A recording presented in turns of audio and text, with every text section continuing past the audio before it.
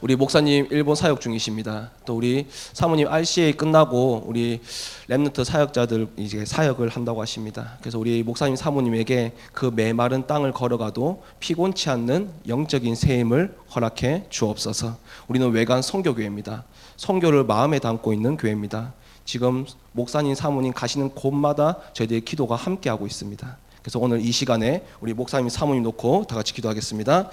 살아계신 하나님 아버지, 우리 목사님 사모님 가시는 곳마다 흑암이 무너지게 하시고 하나님 나라가 임하게 하시고, 그래서 하나님 일본의 800만 귀신이 꺾이고 일본을 살릴 렘넌트가 일어나며 그리스도의 제자들이 일어날 수 있도록 주님께서 은혜를 베풀어 주옵소서. 그래서 무너져가고 있는 후대들이 일어나게 하시고 하나님 분열되어 있는 교회가 하나가 될 수 있도록 주님께서 은혜를 베풀어 주시옵소서. 또 하나님 간절히 비오니 하나님 우리 사모님에게 영적인 샘을 허락해 주시고 오력을 더하여 주시고 피곤치 않는 영적인 하늘로부터 내리는 그 힘을 허락하여 주사 불같은 성령의 역사가 우리 사모님 가시는 발걸음마다 일어날 수 있도록 주님께서 은혜를 베풀어 주옵소서. 그래서 지쳐서 주저앉아 있는 우리 렘넌트 사역자들을 다시 이렇게 세우게 하시고 미국이 다시 복음이 회복되어서 전 세계의 복음의 빛을 비추는 하나님 강대국 로마가 될 수 있도록 주님께서 은혜를 베풀어 주시옵소서. 그래서 하나님 많은 공산주의와 사회주의가 무너지게 하시고 미국에 비치는 모든 복음의 빛 앞에 어둠이 물러날 수 있도록 주님께서 은혜를 베풀어 주옵소서. 그 중심에 우리 교회가 있게 하시고 그 중심에 렘넌트 사역자들이 있게 하시고 그 중심에 하나님 렘넌트들이 있을 수 있도록 주님께서 은혜를 베풀어 주옵소서.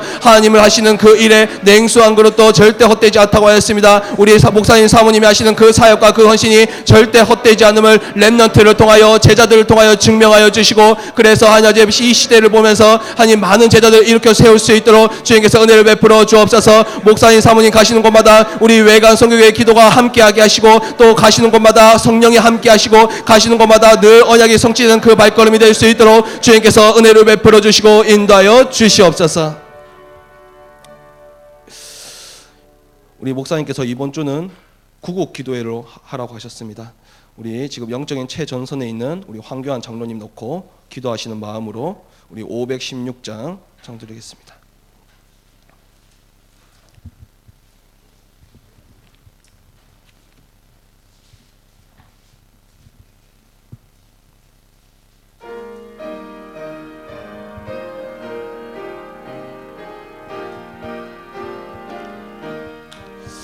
오랜 길 따르라 의의 길을 세계 만민의 참된 길, 이 길 따라서 살기를 온 세계에 전하세. 만 백성이 나갈 길 어두운 밤 지나고 동튼다. 환한 빛 보아라 저 빛. 주 예수의 나라 이 땅에 곧 오겠네 오겠네. 주 예수 따르라 승리의 주, 세계 만민에 나아갈 길과 진리요 참 생명, 내 창검을 부수고 다 따르라 화평화. 어두운 밤 지나고 동튼다. 환한 빛 보아라 저 빛. 주 예수의 나라 이 땅에 곧 오겠네 오겠네. 놀라운 이 소식 알리어라. 세계 만민을 구하려 내 주 예수를 보내신 참 사랑의 하나님. 만 백성이 따르길 어두운 밤 지나고 동튼다. 환한 빛 보아라 저 빛. 주 예수의 나라 이 땅에 곧 오겠네 오겠네. 고난길에 치고 찾아온 길, 많은 백성을 구한 길, 모두 나와서 믿으면 온 세상이 마침내 이 진리에 살겠네. 어두운 밤 지나고 동튼다. 환한 빛 보아라 저 빛. 주 예수의 나라 이 땅에 고도. 우리 1절 2절 다시 한번 고백합니다.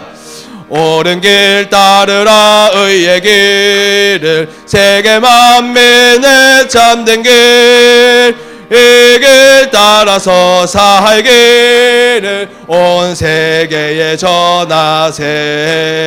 만 백성이 나갈 길, 어두운 밤 지나고 동 튼다. 환한 빛 보아라 저 빛.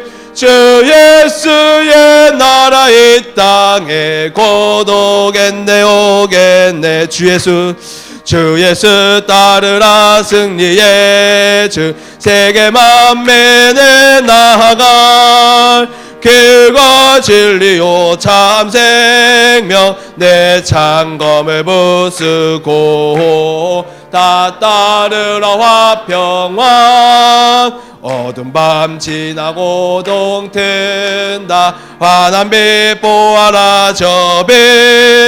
주 예수의 나라 이 땅에 고도. 한 번 더 고백합니다. 고난길 헤치고 찾아온 길, 고난길 헤치고 찾아온 길, 많은 백성을 구한 길. 모두 나와서 믿으면 온 세상이 마침내 이 진리에 살겠네. 어두운 밤 지나고 동 튼다. 환한 빛 보아라 저 빛. 주 예수의 나라 이 땅에 곧 오겠네 오겠네. 아멘. 우리 황교안 장로님 놓고 오늘 같이 기도하겠습니다. 영적인 군사로 세우셨다고 하였습니다.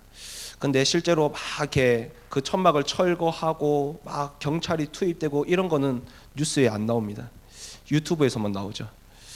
그래서 하나님, 우리 황교안 장로님이 그냥 금식하고 있겠습니까? 기도하고 계실 겁니다. 근데 댓글들을 보니까요, 이해가 안 된대요. 왜 저러는지. 근데 저희는 이해가 되지 않습니까? 공산주의를 막고자, 사회주의를 막고자, 우리 후대들의 신앙의 자유를 찾아주고자 지금 금식 기도하고 계십니다. 저희들이 같이 기도로 도와야 되겠습니다. 우리 황교안 장로님 놓고 다 같이 기도하겠습니다. 살아계신 하나님 아버지, 은혜를 베풀어 주옵소서. 영적인 군사로 세우셨습니다. 우리 황교안 장로님에게 영적인 세임을 허락하여 주옵소서. 하늘로부터 내리는 힘을 허락하여 주옵소서. 민족이 정말 어려울 때 하나님, 주기철 목사님, 손양호 목사님이 있었던 것처럼 민족이 정말 하나님 아버지 영적으로 힘들 때 하나님 주금을 각오한 하나님 아버지 한 사람이 있었습니다. 우리 황교안 장로님에게 성령의 충만함을 허락하여 주시고 오력을 더하여 주시고 하나님 아버지 그에서 정말 하나님 아버지 저 하나님 악법들을 막을 수 있도록 주님께서 은혜를 베풀어 주옵소서. 그래서 공산주의가 무너지게 하시고 정말 하나님 아버지 사회주의가 무너지게 하시고 정말 하나님 아버지 진화론과 종교다운주의와 또 하나님 아버지 종교파 차별과 또 하나님 아버지 많은 하나님 아버지 악법들이 무너질 수 있도록 주님께서 은혜를 베풀어 주옵소서. 그래서 하나님 아버지 우리나라를 지켜주시고 우리 민족을 지켜주시고 우리 민족이 정말 민족의 한 신앙의 자유를 찾을 수 있도록 주님께서 은혜를 베풀어 주시고 인도하여 주옵소서. 그래서 우리 대한민국이 복음으로 시작한 나라 하나님 복음으로 끝을 맺을 수 있도록 주님께서 은혜를 베푸시고 다시 복음으로 하나가 되고 다시 복음으로 영적 부흥이 일어날 수 있도록 주님께서 은혜를 베풀어 주시고 인도하여 주옵소서. 그래서 우리 한국교회가 다시 말씀 앞에 서게 하시고 우리 한국교회가 다시 기도로 하나가 되게 하시고 저 흑암이 완전히 무너진 시간이 될 수 있도록 주님께서 은혜를 베풀어 주옵소서. 그래서 우리 민족이 하나님 복음으로 평화 통일이 되게 하시고 제사장 나라가 될 수 있도록 모든 민족의 복음의 빛을 비추는 제사장 나라가 될 수 있도록 주님께서 은혜를 베풀어 주시고 인도하여 주옵소서. 그래서 하나님 우리 민족이 정말 하나님 앞에서 귀하게 쓰임받을 수 있도록 주님께서 은혜를 베풀어 주옵소서. 저 영적인 흑암의 악한 사상들이 예수 그리스도 앞에 완전히 무너져 꺾어지게 하시고 죽음을 각오한 황교안 장로님에게 성령의 충만함과 오력을 더하시고 하나님 그곳에 하나님 모든 한국교회가 기도가 하나 될 수 있도록 주님께서 은혜를 베풀사 저 악법들과 저 악적인 사상들이 이제는 하나님 무너지며 막을 수 있도록 주님께서 은혜를 베풀어 주시고 인도하여 주시옵소서. 살아계신 하나님 아버지, 죽음을 각오한 사토하는 자세로 오늘 이 예배에 나왔습니다. 사토하는 마음으로 복음을 붙잡습니다. 사토하는 자세로 기도합니다. 하나님 저희들의 이 중심을 받아주시고 하나님 저 영적인 악법들이 완전히 무너지게 하시고 영적인 저 악한 사상들이 이제는 완전히 무너지는 시간이 될 수 있도록 주님께서 은혜를 베풀어 주옵소서. 그래서 모든 크리스찬들이 말씀 앞에 하나가 되게 하시고 기도로 한 마음이 되게 하시고 하나님 복음으로 시작한 우리 대한민국이 이제는 복음을 지킬 수 있도록 이 복음의 깃발이 다른 곳으로 옮겨지지 않도록 지금부터 저희들이 가슴에 담고 기도할 수 있게 주님께서 은혜를 베풀어 주옵소서. 그래서 평화 통일이 되게 하시고 우리 대한민국이 제사장 나라가 되어서 237개 나라의 복음의 빛을 비추는 영적인 이스라엘이 되게 하여 주옵소서. 예수 그리스도로 기도합니다. 아멘. 우리 말씀 찾아보겠습니다. 사도행전 5장입니다. 사도행전 5장 우리 12절에서 16절 말씀입니다.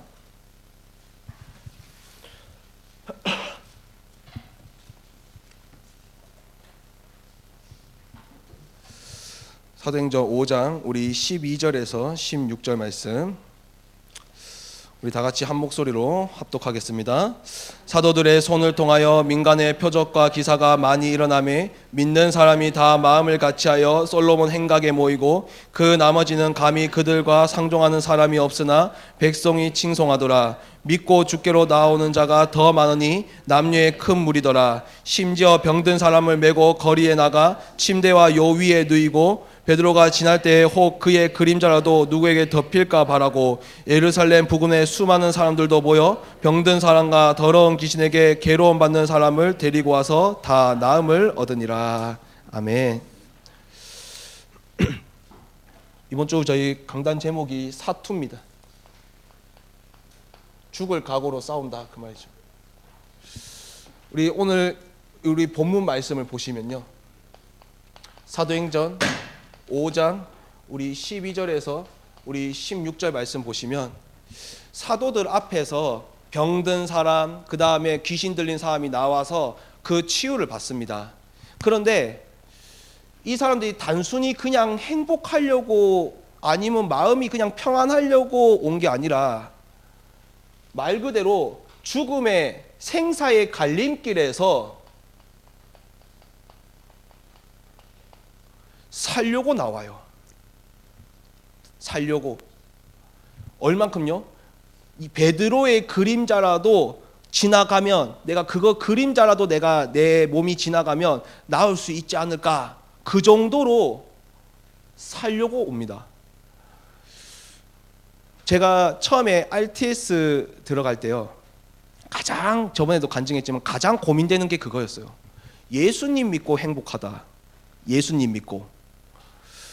저는 그게 확실하게 저는 이게 정의가 안 내려지더라고요. 왜냐하면 술 먹고 담배 피고 게임하고 친구랑 노는 게 저는 그때 더 행복하더라니까요. 예수님 믿고 행복하지 않는데 내가 어떻게 상대방한테 행복하다고 말할 수 있겠나. 그렇게 기도를 하고 있는데 근요 철야 예배 때 그 메시지가 제목이 참 행복이었습니다. 그러면서 행복의 정의가 재미나 즐거움이나 자극적인 쾌락이나 이게 아니라 행복이란 하나님이 나와 함께 하시는 평안, 하나님이 나를 인도하시는 그 인도, 그 보장, 그것이 행복이래요. 그래서 내가 이때까지 행복이란 걸 잘못 알고 있었구나. 그리고 여기까지만 복음을 이해하고 RTS에 입학했습니다. 그래서 저는 늘 전도할 때 평안하고 예수님 믿고 평안하고 안식을 얻는 게 답이고 또 그것을 답이라고 전달을 했어요. 그런데 전도 현장을 가면서 그게 틀린 건 아닌데 이게 생각이 점점 바뀌는 겁니다. 어떻게 바뀌냐 하면 몇 주 전에 제가 그 무당집에 전도를 하러 갔어요. 근데 그 무당이 그러더라고요. 무병이 걸렸는데 이걸로 병원에 가도 이게 고쳐지질 않네요. 근데 이게 막 그 뭐랄까요, 막 너무 아프니까 지금도 뭐 804에 기도하러 가려고 막 주섬주섬 하고 있는데 제가 그때 왔거든요. 그래서 이야기를 나눴습니다. 그리고 막 하는데 막 이제 불신자 6가지 상태의 그 대물림 있지 않습니까? 그 대물림을 너무 정확하게 이해를 하시는 거예요. 근데 그 분을 보면서 또 많은 전도 현장의 사람들에게 복음을 전하면서 느낀 게 뭐냐 하면 복음은 예수님은 행복하려고 믿는 게 아니구나. 예수님은 평안하려고 믿는 게 아니구나. 가장 그게 틀린 건 아닌데 그건 두 번째구나. 가장 그 무당을 보면서 또 느낀 게 예수님은 살려고 믿는 거구나. 이 생각이 들어요. 랩런트들이 이런 이야기를 해요. 게임하고 친구들 노는 게 재밌는데 어느 순간 허전하대요. 그런데 교회 와도 허전하대요. 내 문제 똑같대요. 또 내가 변화되는 게 한 개도 없대요. 근데 왜 교회에 다니고 예배 드려야 된대요? 그럼 제가 뭐라고 했냐면, 우리는 행복하려고 예수님 첫 번째로 믿는 게 아니야. 내 마음의 안식을 먼저 얻으려고 먼저 그거 한 게 아니야. 나는 살려고 믿는 거야. 어디서부터요? 저주와 재앙과 지옥의 권세에서 절대 빠져나올 수 없는데 거기서 살려고 내가 믿는 거야. 영원한 생명을 하나님이 너에게 주신다고 하셨어. 그러면서 제가 랩런트랑 그런 포럼을 할 때마다 매일 저한테 물어요. 나는 왜 예수님을 믿지? 단순히 그냥 행복하려고 그러니까 이거 복음편지 1강도요 설명 잘해야 될 것 같아요. 내가 행복하려고 예수님 믿어요. 그것도 자세히 보면 내 중심인 것 같더라니까요. 내 마음에 안식 얻으려고 예수님 믿어요. 그것도 가만 보면 그거 같더라니까요. 우리는 살려고 믿습니다. 이 사도들 앞에 나온 사람들의 특징이, 공통적인 특징이, 병든 사람이든 귀신 들린 사람들 나와서 다 그거 하는데 공통적인 특징이 뭐냐 하면 단순히 행복하려고 오는 게 아니고 살려고 나와요. 자기가 좀 살려고. 물고기가 물에 나와가지고 행복하려고 물에 들어가지 않습니다. 왜 들어가죠? 살려고요. 예수님을 왜 믿죠? 살려고요. 그런데 저는 순간순간에 이 복음을 내 필요에 따라 필요 가치로 믿지 절대 가치로 믿지 않더라고요. 절대 가치는 뭐죠? 없으면 안 되는 겁니다. 필요 가치는요, 없어도 상관없는 거예요. 행복, 평안, 안식, 다른 굳이 예수님 아니라도 채울 수 있는 부분들이에요. 하지만 영원한 생명은 예수님밖에 없습니다. 그래서 심장이 없으면 죽지만 손이 없으면 불편할 뿐이지 죽진 않아요. 돈, 성공 이런 거는 불편할 뿐이지 죽진 않아요. 하지만 예수님이 없으면 영원한 지옥불에 들어갑니다. 그래서 예수님이 영원한 생명을 주신다고 약속하였습니다. 그래서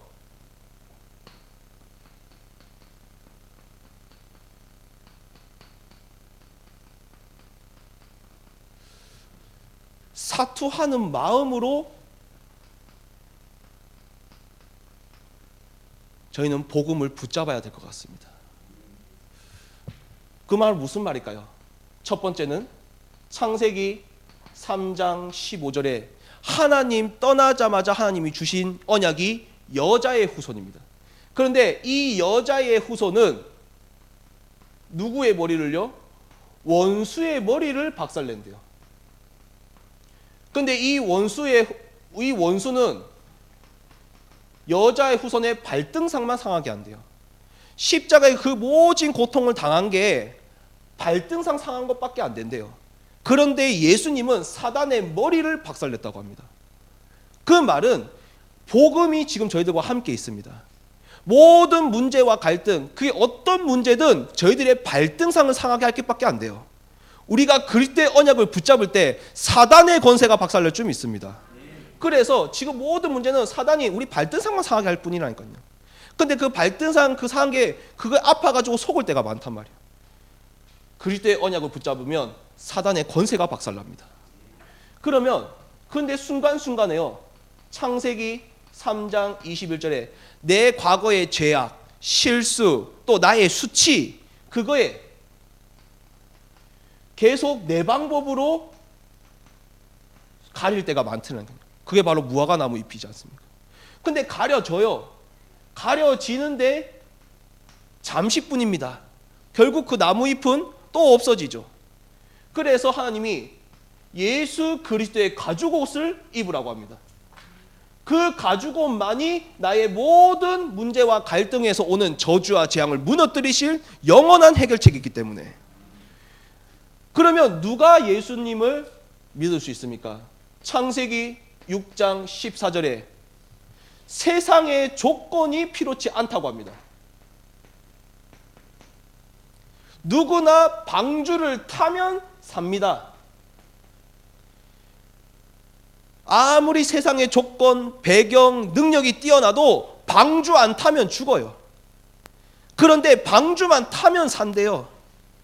아무리 그거 해도 저희들이 예수 그리스도의 방주를 탔기 때문에 이미 살았습니다. 그래서 네 번째는 출애굽기 3장 18절에 그 그리스도의 언약의 피를 바르면 예굽의 노예에서 완전히 해방받는데요. 근데 원래는 뭘로 했습니까? 10가지 재앙으로 그걸 해방받으려고 했습니다. 근데 그 10가지 재앙이 뭐 이도 있고 메뚜기도 있고 온갖 게 다 많지 않습니까? 근데 그게 우상, 이집트가 섬겼던 10가지 우상이래요. 그 우상으로는 절대 나의 그 노예에서 해방시킬 수 없다. 내 마음속에 있는 그 우상은 절대 내 노예에서 벗어나게 할 수 없다. 오직 어린 양의 피만이 그 애굽의 노예에서 저희를 해방시킬 수 있습니다. 그래서 이사야 7장 14절에 속국됐을 때 임마누엘의 축복을 누리면 그 속국에서 벗어날 수 있대요. 무슨 속국일까요? 아하스가 아수르 속국되기 전에, 그 전에 뭐에 속국됐죠? 이미 염려와 인본주의에 속국이 딱 됐습니다. 이스라엘의 베가왕, 아람의 르신왕이 예전에 강단 말씀 기억나시죠? 연합군을 해가지고 아하스 왕을 쳐들어와요. 예루살렘에. 근데 하나님이 이사야를 통해서 말씀합니다. 저들은 부지 나부랭이 뿐이야. 걱정하지 마. 염려하지 마. 그리고 막 하나님이 걱정하지 말라 그래요. 그리고 네가 이 말씀에 굳게 서 있지 않으면, 너 믿지 않으면 네가 굳게 서지 못하리라 이렇게 이야기해요. 그 아하스가 뭐라고 하죠? 제가 하나님을 시험하지 않겠습니다. 걱정하지 마십시오. 제가 하나님의 말씀을 믿습니다. 그런데 누굴 찾아가죠? 아수르를 찾아가요. 그리고 이 아수르가 그 문제를 해결해 줍니다. 그런데 이 아하스가 누구 따라 우상 숭배하죠? 아수르 따라 우상 숭배를 하게 돼요. 그래서 속국되기 전에, 육신적인 속국이 되기 전에 먼저 아수르의 우상의 영적인 속국부터 먼저 딱 돼버렸어요. 그리고 완전히 유대가 패망망신합니다. 무슨 말일까요? 모든 문제와 갈등 앞에서 하나님 분명히 두려워하지 말라고 하셨어요. 걱정하지 말라고 했습니다. 근데 뭐가 딱 앞서죠? 염려가 앞선단 말이에요. 그리고 인본주의를 쓰게 됩니다. 그리고 영적인 악한 거기에 먼저 속국이 떡돼요. 뭘 누리지 못하면요? 임마누엘을 못 줘. 그래서 하나님이 아하스에게 높은 데 있든지 낮은 데 있든지 징조를 누리래요. 징조가 뭐죠? 미래에 있는 걸 땡겨보는 겁니다. 그 땡기는 게 뭐죠? 하나님이 지금 나와 함께 하신다. 그런데 그 임마누엘의 징조를 누리지 않으면 계속 염려의 속국이 딱 된단 말이에요. 계속 인본주의의 속국이 딱 된답니다. 결국에는 우상의 속국에 딱 된단 말이에요. 영적인. 그리고 난 다음에 육신적인 속국이 딱 돼버립니다. 임마누엘을 누리지 못합니다. 그래서 빌립보서 4장 6절에서 7절에 아무것도 염려하지 말고 다만 기도와 간구로 감사함으로 하나님께 아니라 하나님의 평강이 내 생각과 마음을 지키신다고 하셨어요. 그런데 임마누엘을 누리지 못하면 이미 생각과 마음에서 속국이 딱 돼버립니다. 그 그리스도의 마태복음 16장 16절 19절에 반석이 되면, 그 믿음의 반석이 되면 음부의 건세가 이기지 못하리라 약속하셨어요. 그래서 이 복음 안에 나가면 죽습니다. 이 복음에 들어오면 살아요. 저는 이번 주 본문 말씀 보는데 단순히 그냥 병 치유하려고 이 사람들 온 게 아니구나. 이 사람들이 진짜 복음 말고 없어. 예수님 말고 없어. 진짜 생사의 갈림께서 그냥 감기 걸려서 온 게 아니라니까요. 그냥 하여튼 가벼운 병 때문에 온 게 아니라니까요. 진짜 죽을 병에 걸려가지고 왔는데 어떤 마음으로 왔겠습니까? 살려고 나온 겁니다. 이 복음을 그냥 행복하고 평안하려고 나온 게 아니고 진짜 자기 한번 살아보려고, 자기 좀 살려달라고 나온 거예요. 그러면 복음을 저희들이 어떤 마음으로 붙잡아야 될까요? 사토하는 마음으로 이 복음 속에 있어야 됩니다. 왜요? 밖에 나가면 죽기 때문에. 그러면 기도는 어떻게 해야 될까요? 사토하는 자세로 저희들이 기도와 전도를 해야 되겠죠. 이번 주 제목이 예틀과의 사투입니다. 예틀과의 사투인데 저는 그 에피소드가 참 많이 생각이 나더라고요. 예전에는 그냥 행복과 안식이 그리스도가 답이다 이렇게 생각을 하니까 그래 뭐라 해야 될까요? 막 이렇게 그렇게 사토하는 자세로 기도가 안 나오더라고요. 그런데 이 복음은 내가 살려고 믿는 거고, 저 사람이 그냥 열심히 수고하는 게 그냥 행복하려고 그런 줄 알았는데, 저 사람도 살려고 저렇게 열심히 하는구나 이렇게 눈이 바뀌니까 그 기도할 때 굉장히 진지하게 기도가 되어지더라고요. 마가복음 9장 우리 14절에서 29절에 귀신 들린 아버지가 나오죠. 제자들한테 고쳐달라고 합니다. 근데 그 제자들이 못 고쳐요. 예수님 앞에 데리고 갑니다. 근데 이 예수님이 뭐라고 하죠? 그래, 고쳐줄게. 그런데 이 아이 아버지가 뭐라고 합니까? 할 수 있거든 한번 도와주옵소서. 고쳐주옵소서. 그러니까 예수님이 이렇게 이야기하죠. 할 수 있거든이 웬 말이냐? 능치 못할 일이 없다. 그러면서 이 아버지가 이렇게 합니다. 내 믿음 없음을 도와주옵소서.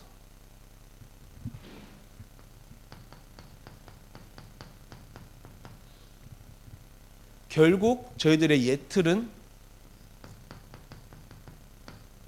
불신앙인 것 같습니다. 그리스도의 언약이 있기 전에 그 전에 있었던 언약이 선악과 언약이었죠. 근데 그 선악과 언약을 분명히 언약은 완벽한데 그 언약을 왜 떠났죠? 첫 번째는 그 언약을 떠난 이유는 첫 번째는 그 언약을 100% 믿지 않았기 때문입니다. 두 번째는요. 하나님의 말씀보다 사단의 말이 더 맞았어요. 그러니까 결국 그게 하지 않습니까? 지금도 마찬가지 않습니까? 하나님의 말씀보다 사람의 말이 더 논리적인 것 같아요. 현실이 더 맞는 것 같아요. 세상의 사상이 더 맞는 것 같아요. 그리고 하나님의 말씀을 분명히 죽는다 했는데 죽을까 하노라. 확실하게 알지 못했습니다. 결정적인 한마디는 너가 하나님처럼 될 수 없어. 무슨 말이죠? 하나님 없어도, 언약 없어도 오늘 하루 내가 살아갈 수 있어. 그러니까 언약이 아무리 완벽해도 뭐죠? 예틀 속에 집어넣으니까 어떻게 됩니까? 언약을 떠나게 됩니다. 그래서 마태복음 9장 17절, 요즘 제가 제일 많이 인용하는 말씀인데요. 새 포도주는 새 부대에 담아야 되니 낡은 부대에 담으면 낡은 부대도 찢어지고 포도주도 쏟아진다고 하셨어요. 아무리 언약이 완벽해도 나의 낡은 부대 예틀에 집어넣으면 그것도 찢어지고 포도주도 쏟아진다 하셨단 말이에요. 그래서 새 틀을 구성하래요. 어떤 틀이요? 이 언약을 믿음의 틀에. 그래서 로마서 1장 16절에서 17절에 이 복음은 모든 믿는 자에게 구원을 주시는 하나님의 능력이라. 그러면 어떤 그걸 할까요? 오늘 하루도 하나님이 나와 함께 하신다. 어떤 문제가 와도 두려워하지 마라. 하나님이 지금도 내 갈 길을 완벽하게 인도하고 계시니 내가 기도할 때 크고 은밀한 일을 하나님이 보여주시겠다고 약속하셨어요. 가는 곳마다 천군 천사가 동원하신다 하셨어요. 가는 곳마다 흑암이 무너진다 하셨어. 나의 배경은 망하는 지옥 배경이 아니라 천국 배경. 나는 이젠 현장을 살리는 전도자. 그것을 매일 믿음의 틀에 집어넣어요. 그러면 베드로가 이렇게 이야기하죠. 자기보다 더 유식한 유대인들한테, 더 능력이 뛰어난 유대인들한테 사람의 말을 듣는 것과 하나님의 말씀을 듣는 것, 뭐가 더 옳은지 판단해봐라. 하나님의 말씀을 선택하시면 됩니다. 그리고 디모데후서 3장 14절에서 15절, 배우고 확신한 일에 거하고 있어라. 하나님의 말씀을 나한테 거하게 하는 것을 보고 기도라고 합니다. 그래서 요한복음 15장 7절에 내 말이 너희 안에 거하며 무엇이든지 원하는 대로 구하라. 그리하면 이루리니. 그래서 이제는 나 중심이 아니라 하나님 중심으로. 고린도전서 10장 31절에서 33절, 먹든지 마시든지 무엇을 하든지 주의 영광을 위해서 해라. 내 유익이 아니라 많은 사람의 유익을 위해서 해라. 그 말은 나는 무조건 희생하고 많은 사람은 무조건 다 퍼주라는 게 아니죠. 33절에 하나님의 구원을 알게 해라. 그게 바로 하나님 중심의 삶이라고 합니다. 그 믿음의 새 틀에. 그런데 우리 아버지처럼 믿음이 약하단 말이에요. 저도 마찬가지고. 그래서 에베소서 2장 8절에서 그죠. 우리는 하나님의 은혜가 필요합니다. 그것도 아스콘 같은 하나님의 은혜가 필요합니다. 하나님, 내 믿음 약함을 도와주옵소서. 나의 옛틀이 새틀이 될 수 있도록 매일매일 아스콘 같은 하나님의 은혜가 임하게 하여 주옵소서. 어떤 자세로요? 사토하는 자세로. 두 번째는요, 마태복음 15장 21절에서 28절, 우리 가나안 여인이 나오죠. 가나안 여인이 나오는데 이제 이 귀신 들린 그 아픈 그 딸을 데리고 나오죠. 고쳐 달라고 합니다. 근데 예수님이 정중하게 거절하세요. 그러니까 이 여인의 말이 이렇습니다. 개들이 주인이 먹은 그 떡, 그 빵, 그 부스러기라도 그 개들이 먹고 살지 않습니까? 그 부스러기 같은 하나님의 은혜, 그거 하나님 우리 자녀에게 주십시오. 근데 예수님 에피소드 중에서 병 고친 이야기가 유독 많아요. 그런데 보면 거의 대부분 보면 자녀들이 자기가 아파가지고 스스로 예수님 앞에 나온 사람은 거의 없습니다. 거의 다 부모님이 와서 우리 자녀들 고쳐주세요 하고 이 아이가 고침을 받아요. 그 말은 무슨 말일까요? 지금 우리 렘넌트들의 부모님과 또 하나 우리 외관 성교회 성도님들이 우리 렘넌트를 놓고 주님, 이 아이에게 부스러기 같은 은혜라도 저에게 허락하여 주옵소서. 그러면 이 아이가 분명히 하나님의 정확한 시간표 속에 고침받을 줄 믿습니다. 사토하는 자세로요. 이 여인이 어떤 마음으로 그렇게 했을까요? 예수님 앞에 나올 때 이 자세로 나왔지 않겠습니까? 그래서 창세기 37장 11절, 요셉이 그냥 만들어진 것 같지만 요셉의 그 고백을 누가 담았죠? 야곱의 가슴에 담았어요. 사무엘이 그냥 만들어진 것 같지만 사무엘상 1장 11절에 한나의 그 한 맺힌 기도가 있었습니다. 세 번째는요, 마태복음 8장 우리 5절에서 13절, 백부장의 이야기죠. 백부장이 자기 현장에 있는 하인이 아파서 그거 하니까 나와서 고쳐달라고 해요. 그래서 예수님이 그래 가서 고쳐줄게 그래 이야기해요. 근데 고쳐서 얘기하는데 백부장이 이렇게 이야기죠. 오실 필요 없습니다. 하나님 지금 말씀만 하시옵소서. 그러면 이 하인이 내 현장에 있는 하인이 고쳐질 줄 믿습니다. 그러니까 이 예수님이 이스라엘 중에 이러한 믿음을 내가 본 적이 없다. 가라, 네 믿음대로 될지어다. 이렇게 이야기합니다. 즉 우리 현장에 있는 그 불신자들, 하나님의 말씀이 전달되면 살아날 줄 믿습니다. 그래서 에스겔서 37장 3절에서 5절에 에스겔아 살겠느냐? 하나님의 말씀이 대언되면 산다고 약속하셨어요. 그래서 하나님의 말씀은 히브리서 4장 12절 살아있고 운동력이 있어 모든 것을 치유하신다고 약속하셨습니다. 그래서 하나님의 말씀은 언제 성취되냐? 디도서 1장 3절에 자기 때에 자기의 말씀을 전도로 나타내셨으니, 말씀의 성취가 어디로요? 전도로 나타내신다 하셨어요. 그래서 이 말씀이 저희 관계된 그 불신자들에게 전달되어질 때 반드시 그 말씀이 역사로 일어날 줄 믿습니다. 그런데 왜 전달이 안 되냐면, 전달할 때도 믿지 않고 전달합니다. 저도요, 쭉 하다 보면요, 전도할 때 순간순간 내가 안 믿고 전달할 때가 참 많더라고요. 또 어떤 아이가 뭐 여러 가지 문제를 가지고 와요. 예수님으로 기도하면 하나님 정확하게 응답해 주실 거야. 자신 있게 대답 못 하겠더라고요. 왜? 내가 안 믿고 있으니까. 그래서 아스콘 같은 하나님의 은혜가 너무너무 필요하다. 하나님의 말씀이 믿음으로 전달되어질 때. 자, 그렇게 되면 바울도 이렇게 이야기하죠. 에베소서 6장 19절, 무조건 전도하러 가지 않았습니다.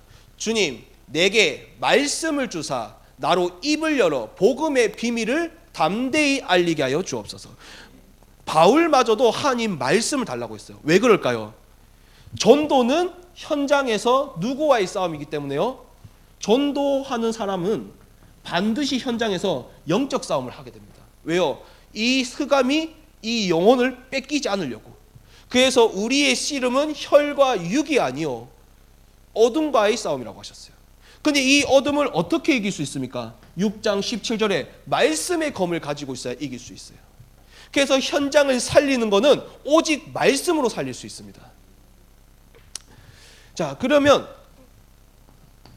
네 번째는요, 에스더 4장 16절에 민족이 정말 어려울 때 죽음을 각오한 한 사람이 있었습니다. 우리 민족이 정말 어려울 때 아시다시피 주기철 목사님과 손양원 목사님처럼 목숨을 건 목사님들이 계셨어요. 전도자들이 있었습니다. 에스더 4장 16절 어떤 말씀이죠? 하만이 계략을 해가지고 이스라엘 민족이 다 죽게 생겼어요. 왕 앞에 부르지 않는데 나가면 죽습니다. 그런데 왕 앞에 나가요. 그러면서 한 고백이죠. 죽으면 죽으리라. 그리고 그 민족이 살아납니다. 누가 떠오르죠? 우리 황교안 장로님이 떠오르잖아요. 지금 민족이 완전히 영적으로 죽어갈 때 죽음을 각오한 그 한 사람 때문에 민족이 살아날 줄 믿습니다. 그래서 그 민족과 교회가 뭐죠? 죽음을 각오한 그 한 사람 때문에. 그럼 다시 정리해 보면요, 첫 번째는 누굴 이야기하죠? 내 자신을 이야기합니다. 두 번째는요, 우리 렘넌트들을 이야기합니다. 세 번째는요, 관계된 우리 불신자 현장을 놓고 우리가 기도합니다. 네 번째는요, 민족과 교회를 놓고 사토하는 자세로 기도하고 전도해야 되겠습니다. 그러면 따라오는 저희 결과가 뭘까요? 시편 103편 20절에서 22절 말씀에 언약을 붙잡았는데 이루시는 것은 하나님이 하신다고 하셨어요. 저희들은 지금 이 시간 사토하는 마음으로, 사토하는 자세로 언약 붙잡고 기도했을 뿐인데 지금 시공간을 초월한 하나님이 역사하십니다. 그리고 출애굽기 14장 13절에서 14절, 나 혼자 사토하는 것 같았어요, 옛날에는. 그런데 하나님이 뭐라고 하셨습니까? 함께 싸우신다고 하셨어요. 나 혼자 싸우는 것처럼 보였지만 대신 싸우신다고 하셨습니다. 앞에 홍해바다, 뒤에 이집트 병사. 그때 뭐라고 말씀하시죠? 너는 이젠 가만히 내가 행하는 구원을 봐라. 내가 너를 대신하여 싸우시리니. 그래서 히브리서 11장 4절 무엇을 남기는 겁니까? 믿음을 남기는 겁니다. 그래서 사토하는 그걸로 이 사람들이 단순히 병 고치려고 맞습니다. 그런데 그 마음이 어땠습니까? 진짜 자기 진짜 살고 싶어서 나온 사람들이에요. 예수님 앞에, 복음 앞에. 근데 그걸 보면서 예수님은 단순히 그냥 행복과 평안과 안식과 문제 해결과 소원 성취와 뭔가 목표 달성을 위해서 믿는 거 맞긴 맞는데 그게 첫 번째는 아니구나. 가장 첫 번째는 영원한 생명을 얻기 위해서 내가 믿는 거구나. 절대가치. 근데 순간순간에 필요가치로 갈 때가 참 많습니다. 저도. 그래서 하나님이 사투하는 마음으로 복음을 붙잡아래요. 왜? 복음이 아니면 완전히 패망하기 때문에. 그래서 지금 문제와 갈등이 굉장히 큰 문제처럼 보이지만, 예수님이 그 십자가에 죽으신 게 굉장히 큰 문제처럼 보이지만 사단의 권세를 꺾으신 십자가였습니다. 지금 모든 문제와 갈등이 굉장히 큰 문제처럼 보이지만 사단이 우리 발등상밖에 상하게 하지 못한대요. 거기서 우리가 그때 언약을 붙잡으면 사탄은 머리가 깨진다고 합니다. 그래서 모든 문제와 갈등 앞에서 내가 계속 해결하려고 하면 잠시지만 하나님이 해결하시면 영원한 해결책이에요. 그래서 이 그리스도의 언약 속에 가는 것은 세상의 조건이 필요하지 않습니다. 누구나 주 예수를 믿으면 그리스도의 방주를 타고 살 수 있습니다. 그리고 그리스도의 피를 바르면 애굽의 노예에서 완전히 해방될 수 있습니다. 그래서 이제는 그 임마누엘을 누리고 있으면 이제는 영적인 속국에서 완전히 벗어납니다. 어떤 속국이요? 염려의 속국. 어떤 속국이요? 인본주의의 속국. 어떤 속국이요? 상처의 속국. 거기서 벗어납니다. 그래서 거기에 그리스도의 반석이 되면 절대 음부의 권세가 이기지 못한다고 합니다. 이 복음의 흐름 속에 지금 저희들이 있는 겁니다. 그러면 이젠 사토하는 자세로, 첫 번째는요, 나의 예틀에 하나님, 그래서 아스콘 같은 하나님의 은혜를 부어 주옵소서. 또 우리 렘넌트들을 놓고 가나안 여인의 마음으로, 이 가나안 여인 말고 지금 이 아버지도 자녀가 온 게 아니고 아버지가 낳았다니까요. 그런데 이 아이 살려달라고, 부스러기 같은 하나님의 은혜 이 아이에게 임하게 해달라고 그랬더니 하나님이 렘넌트들을 고쳤습니다. 그리고 관계된 그 불신자의 백부장의 고백이 참 기가 막히죠. 하나님의 말씀만 하시면 내 현장에 있는 그 하인이 살아날 줄 믿습니다. 말씀이 성취되는 전도. 그리고 그 민족을 놓고 죽음을 불사한 그 한 사람, 죽으면 죽으리라. 참 이것도 제가 말하기 참 부끄러워요. 저도 그렇게 못하고 있으니까요. 근데 저희들이 그런 소망은 품어야 되겠죠. 그렇게 되면 하나님은 천군 천사를 이용해서 주의 말씀을 이루는 주의 천군 천사예요. 혼자 싸우는 것처럼 보였지만 하나님이 대신 싸우신다고 하였습니다. 그리고 우리 후대들에게, 또 우리 현장에, 또 우리 역사에 우리 외관 선교교회가 믿음을 남기는 겁니다. 그래서 사토하는 자세로, 사토하는 마음으로 이번 한 주 승리하시기를 기도하겠습니다. 살아계신 하나님 아버지, 복음이 있고 없고는 있어도 그만이고 없어도 그만이 아니라 복음이 없으면 죽습니다. 그런데 저희는 하나님의 은혜로 복음을 가졌습니다. 하나님, 이 그 크신 은혜에 감사하는 한 주 되게 하여 주옵소서. 사토하는 마음으로 복음을 붙잡게 하시고, 사토하는 자세로 기도하게 하시고, 사토하는 중심으로 전도할 수 있게 주님께서 은혜를 베풀어 주옵소서. 그래서 우리 외관 선교교회가 하나님 역사에 믿음을 남기게 하시고, 역사에 후대를 남기게 하시고, 역사에 하나님의 언약을 남길 수 있도록 주님께서 은혜를 베풀어 주옵소서. 예수 그리스도로 기도합니다. 아멘. 주기도문으로 예배 마칩니다. 하늘에 계시의 우리 아버지여, 이름이 거룩히 여김을 받으시오며 나라의 마옵시며 뜻이 하늘에서 이룬 것 같이 땅에서도 이루어지이다. 오늘날 우리에게 일용할 양식을 주옵시고, 우리가 우리에게 죄 지은 자를 사하여 준 것 같이 우리의 죄를 사하여 주옵시고, 우리를 시험에 들게 하지 마옵시고 다만 악에서 구하옵소서. 대개 나라와 권세와 영광이 아버지께 영원히 있사옵나이다. 아멘.